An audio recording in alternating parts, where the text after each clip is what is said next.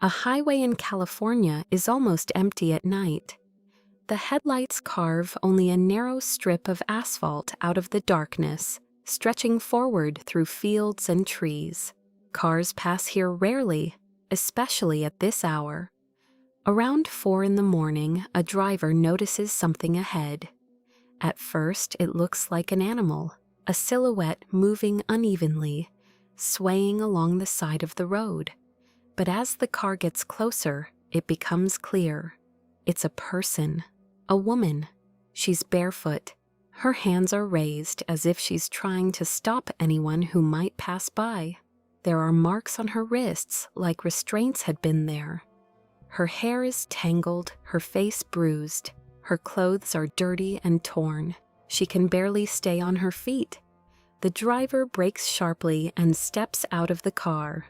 The woman starts speaking, but her words come out in fragments. She's crying, gasping for breath, repeating only one thing: she was kidnapped. A few minutes later, a call comes into 911. The dispatcher hears sobbing in the background, broken breathing, and a man's voice trying to explain what's happening. Standing next to him is a woman who disappeared 22 days earlier, a woman many people had already begun to fear would never be found alive. Her name is Sherri Papini. The entire country had been searching for her. Thousands of people joined the search. News broadcasts reported every day about a young mother who had vanished without a trace during an ordinary jog near her home. And now she was back, exhausted, injured, alive. At that moment, no one knew that this story was only just beginning, and that the truth about her disappearance would eventually make people question everything they believed for years afterward. You're watching Nexiya, and this is the story of a kidnapping victim who returned. Redding is a small city in Northern California, surrounded by hills, forests, and long, quiet roads. Life here moved slower than in big cities. People worked, raised children, knew their neighbors by name, and rarely thought about crimes that seemed distant. The kind of things that happened somewhere in the news, but not near their own homes. This is where Sherri Papini lived with her husband, Keith, and their 2 young children. From the outside, their life looked stable and calm. A young couple, a cozy suburban house, family photos, birthday celebrations, walks, and the ordinary routines of daily life. Nothing that would draw special attention.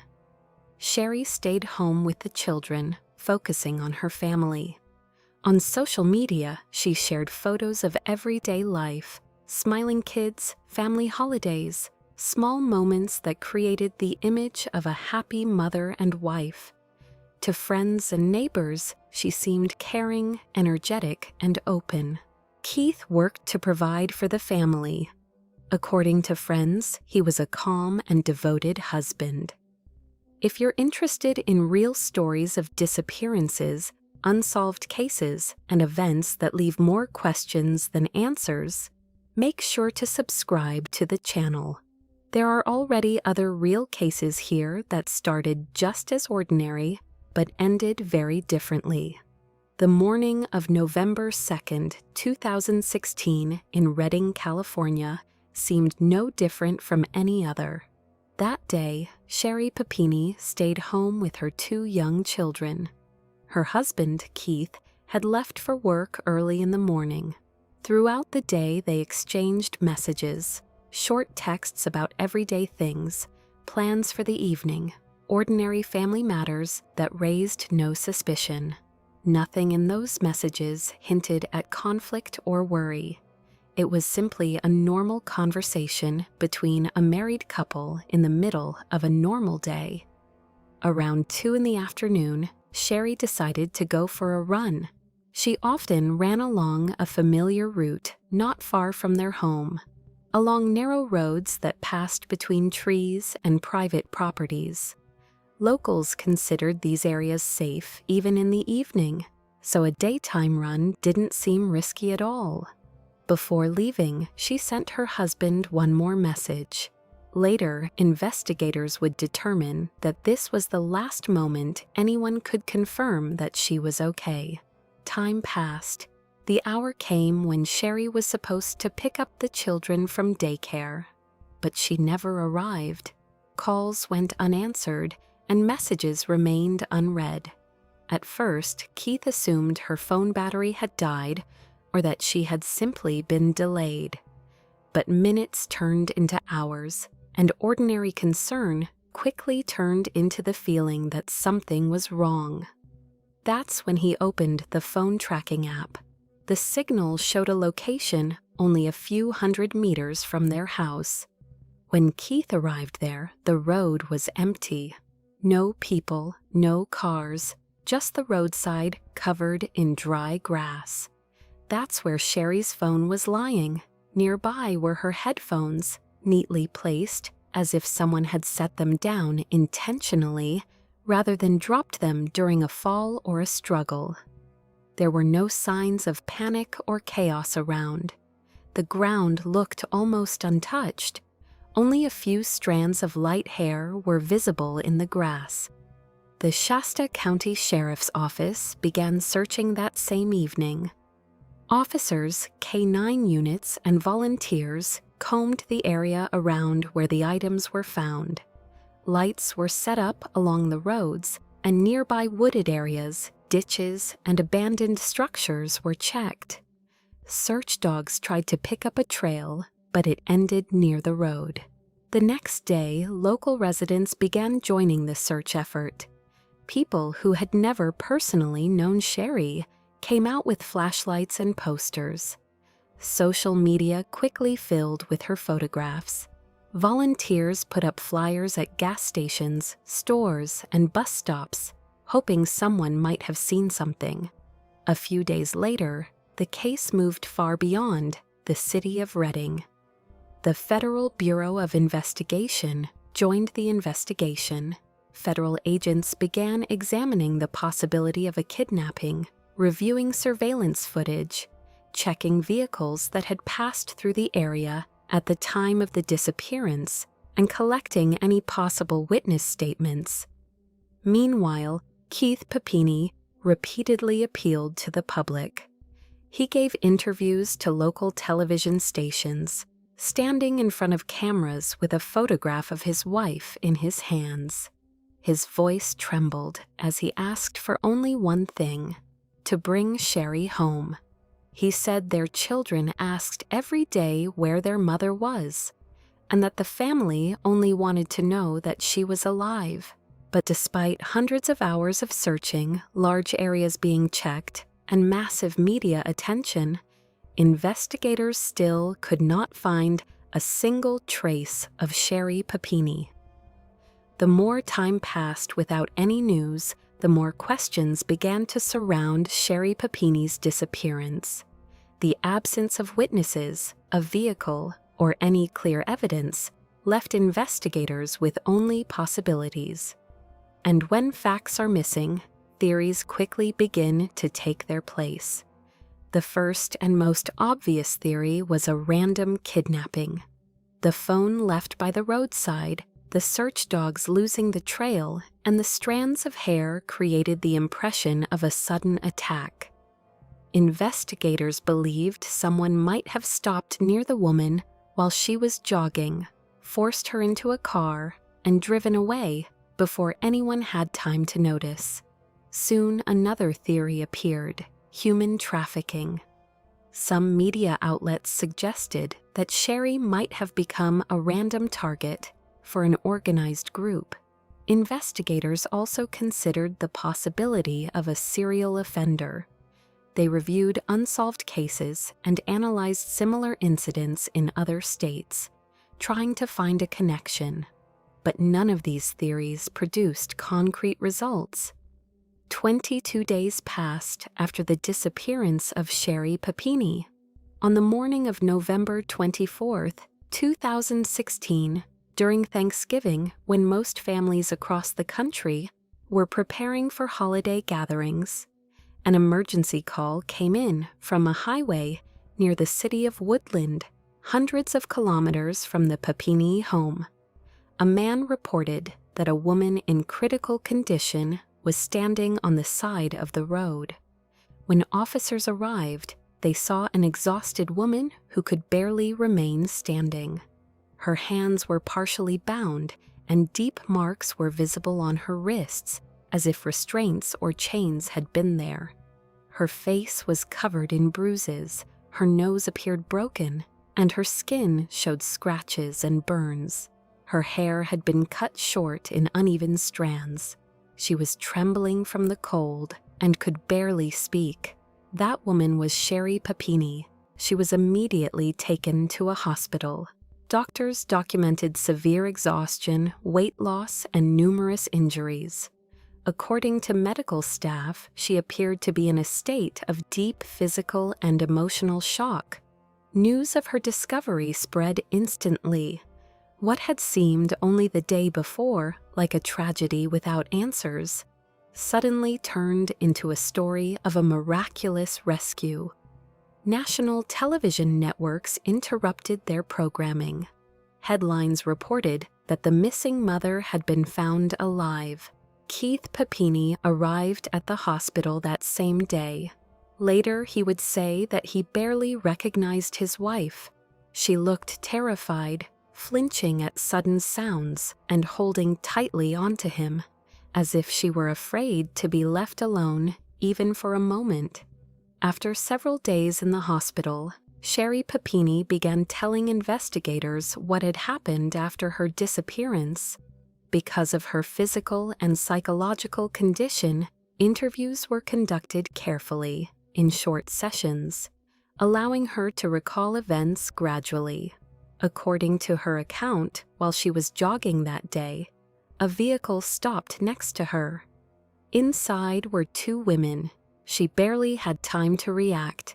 One of them allegedly pointed a weapon at her, and Sherri was forced into the car. She said her eyes were immediately covered and her hands were tied.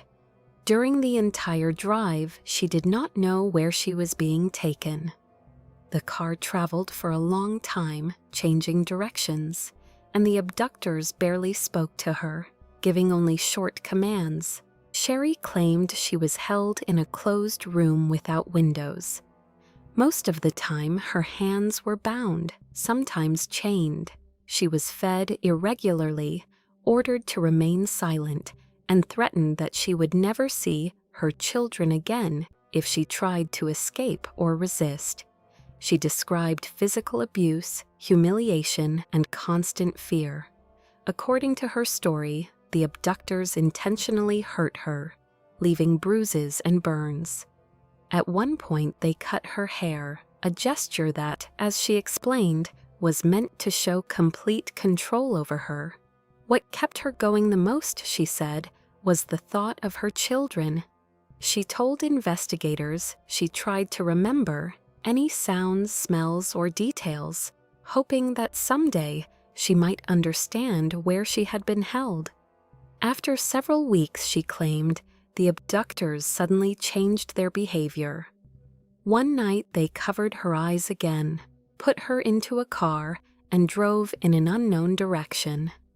After stopping, they simply pushed her out onto the side of the road and drove away, leaving her alone. That was where, according to her story, she began walking along the highway until a passing driver noticed her. This account quickly became the central version of the investigation. For the public, Sherri Papini turned into a symbol of survival, a woman who had endured a kidnapping and managed to return home. Most people did not doubt her story, but for investigators, the work was only beginning, because now they had to find the people who, according to her, were responsible for the crime. After Sherri Papini returned home, the investigation entered a new phase. The main task for investigators was now to find the kidnappers, the two women she had described in detail during questioning. Police created composite sketches checked possible transportation routes, and reviewed surveillance footage along hundreds of kilometers of roads. But almost immediately, problems began to appear. None of the cameras captured the moment of the abduction. No vehicle matching the description was ever found.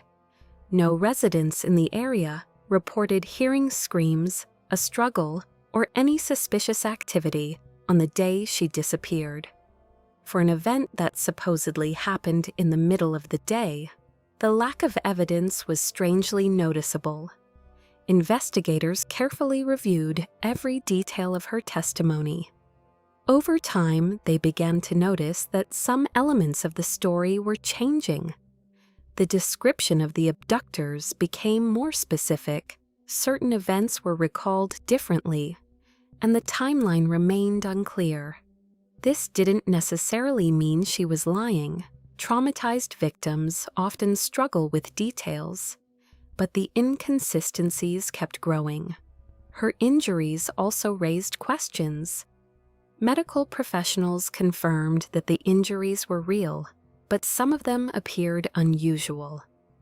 Certain wounds showed signs of controlled infliction, rather than the chaotic violence that typically accompanies prolonged captivity. Even more puzzling was the fact that despite extensive searches and enormous media attention, no confirmation of the abductor's existence appeared during those 3 weeks. No one reported women holding a hostage. There were no ransom demands, no contact with the family, and no attempts to exploit or hide the crime after the case became nationally known. From the outside, everything looked like a survival story. But inside the investigation, a quiet feeling began to grow that parts of this case simply didn't fit together. Publicly, no one said this. To the country, Sherri Papini remained the victim who had miraculously returned home. Yet among investigators, a question began appearing more and more often. A question no one was ready to say out loud. What if this story had never happened the way it seemed? After the initial interviews and medical examinations, the case of Sherri Papini officially remained open as a kidnapping. Investigators continued working, even though for the public, the story already seemed complete. The victim had been found, the family reunited, and the danger was over. But inside the investigation, nothing was finished. Federal agents spent years trying to find even a single piece of evidence that the abductors existed. They reviewed phone records, financial transactions, highway cameras, and vehicle movements on the day of her disappearance and in the weeks that followed. They also analyzed hundreds of reports from people claiming they had seen something suspicious. None of the theories were confirmed. Time passed. Media interest slowly faded. For most Americans, the story remained an example of a miraculous rescue that simply never received clear answers. But the case was never closed. One of the key pieces of evidence remained DNA found on Sherri's clothing after her return. The sample did not belong to her or to her husband. It was entered into the national database in the hope that one day a match might appear. Years passed, and eventually that single piece of evidence, almost forgotten among thousands of documents in the case, would completely change the direction of the investigation. In 2020, investigators received a partial match in the DNA database. It did not immediately identify a suspect, but it pointed to a familial connection with a man living in Southern California. Further investigation led agents to someone from Sherri's past, a man she had known long before her disappearance. His name had never appeared in the case before. When agents placed him under surveillance and secretly obtained a DNA sample, the results confirmed it. His genetic material matched the DNA found on Sherri Papini's clothing the day she was discovered. That discovery cast doubt on everything that had been believed for years. Because now investigators faced a crucial question. If the abductors truly existed, why did the DNA belong to a man who personally knew Sherri? For the first time in the investigation, suspicion began to shift in a completely different direction. Once investigators identified the man whose DNA had been found on Sherri Papini's clothing, the case changed dramatically. Federal agents contacted him in 2020. His name was not immediately made public, but he agreed to cooperate with investigators.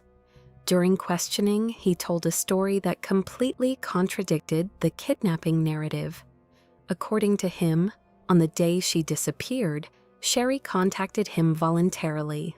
They had known each other in the past and had remained in contact. She asked him to pick her up from Reading, explaining that she wanted to escape her life. He drove there, and Sherri got into the car willingly. There had been no abduction. He took her to his home in Southern California, where she stayed for nearly 3 weeks, the same 22 days during which the entire country was searching for the missing mother of 2. According to the man, Sherri rarely left the house. She spent most of her time indoors using her phone, watching television, and thinking about what she would do next. Eventually, she began asking him to help create the appearance of a kidnapping. He was the one who purchased items that were later used to stage the injuries. He said he initially refused, but eventually agreed. According to his statement, some of the injuries Sherri inflicted on herself, while others she asked him to cause so the story would appear convincing. Her hair was cut, bruises were left on her body, and she was even branded with a heated object. At the end of November, she told him she was ready to return. He drove her to the side of a highway near the city of Woodland and left her there, the exact place where, minutes later, a passing driver would find her. For investigators, this version explained nearly every inconsistency. The absence of abductors, the lack of transportation evidence, the unusual nature of the injuries, and the DNA that had remained the biggest mystery in the case for years. In March 2022, federal agents officially questioned Sherri Papini again, presenting the evidence they had gathered. At first, she continued insisting on the kidnapping story. But when investigators confronted her with the man's testimony and the DNA results, the narrative began to collapse. Eventually, Sherri confessed. Her kidnapping had been fabricated. For 22 days, while thousands of people searched for her, spending resources, time, and money, she had been hiding voluntarily, allowing the country to believe she was the victim of a brutal crime. The story that once united people in sympathy and hope turned out to be a carefully constructed illusion. After the confession of Sherri Papini, the case that had long been viewed as a survival story turned into a criminal investigation against her. Federal prosecutors filed charges for making false statements to the Federal Bureau of Investigation and for fraud related to receiving government benefits. For years after her return, Sherri had received financial assistance as a victim of a violent crime. The state compensated medical expenses and psychological treatment based on the belief that she had survived a kidnapping. The total amount reached tens of thousands of dollars. Those funds now became part of the charges. In April 2022, Sherri Papini was arrested. The news immediately pushed the case back into national headlines. But this time, the tone was completely different. The woman once described as a symbol of strength and survival now appeared in court as someone who had misled investigators, the public, and even her own family for years. During the court proceedings, she pleaded guilty. The court determined that her fabricated story had caused massive expenditures of law enforcement resources, involved hundreds of people in search efforts, and led to a long investigation that could have been directed toward real crimes. Beyond the financial damage, the case created a deeper consequence. It weakened public trust in the stories of genuine kidnapping victims. In September 2022, the court issued its sentence. Sherri Papini received a prison term and was ordered to repay the government for the funds that had been spent. The most painful consequences fell on her family. After the truth became public, her husband filed for divorce, and the story that once united people in sympathy left behind confusion and questions without simple answers. The next case begins where most stories usually end. Police found the crash site, they found the car, but they never found the person. And from that evening on, no one has been able to explain what truly happened on that road. This disappearance has remained unsolved for more than 20 years, and together we will try to understand it. You were listening to Nexiya, and I'll see you in the next story.